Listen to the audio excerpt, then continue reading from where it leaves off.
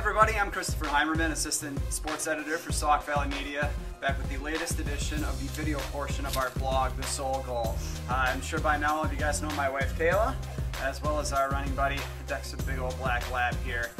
Thanks for tuning in to our third episode now. In case if you haven't been following along so far, what we're doing is we're training for the Wisconsin Marathon in Kenosha, Wisconsin. And we just knocked out a 10-mile run, the longest so far in the training program.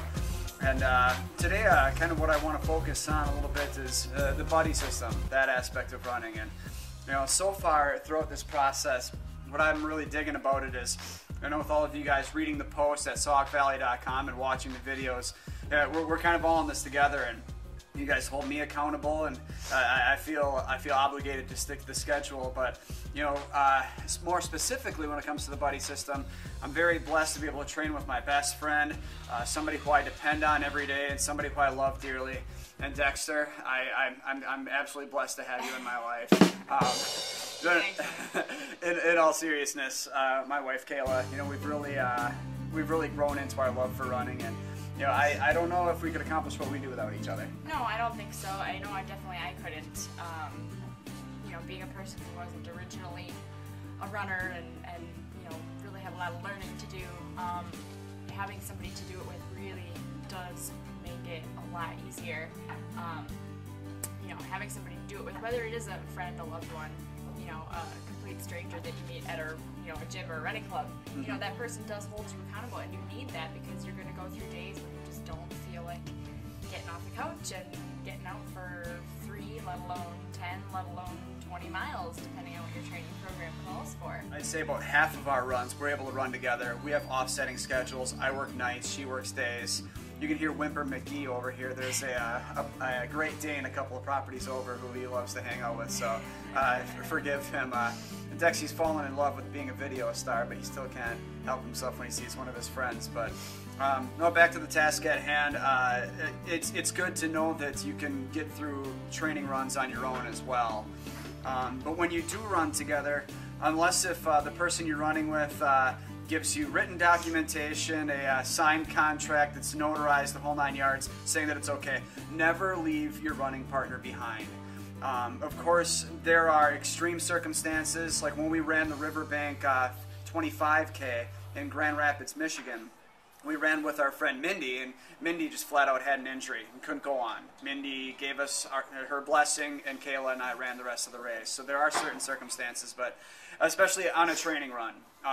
If Kayla's struggling out there, I'm not going to just forge ahead and finish off at the pace that I want to run. I'm going to support her, and vice versa. If I come up a little bit lame, Kayla's going to hang with me as well. So support each other, because obviously it's physically taxing to run the sort of miles you do when you're on a training program, but it's a mental battle out there. It is, and I think that's what the buddy system really is all about, is just knowing that somebody else is going through it with you, and you can look at them and see how they're reacting to it, and talk each other up, even if it's stupid cliches or songs or jokes or something, just to kind of keep the mood light. And we've got our fair share of inside jokes out there. Yeah, and just helping each other kind of gauge what's up ahead. Christopher's really good about saying, hey, just the stop sign, and then there's our turn, and then it's then we have all downhills after that, or at the top of this hill we can take a short walking break, or only a little bit more longer, a little bit more, and it's our turnaround, and just keeping each other calm, and remembering that it's really not that bad, because somebody else is going through it right with you. You can find times that you can run together at the same pace. We do that on our longer runs, and then in a couple of the shorter training runs during the week, I'll go ahead and I'll get the speed demon out of my system, and I'll rattle off some 8-minute miles. Yeah. So it's actually kind of a good thing too to for the faster person to slow down on occasion, especially when you are talking about long runs, because you're not gonna.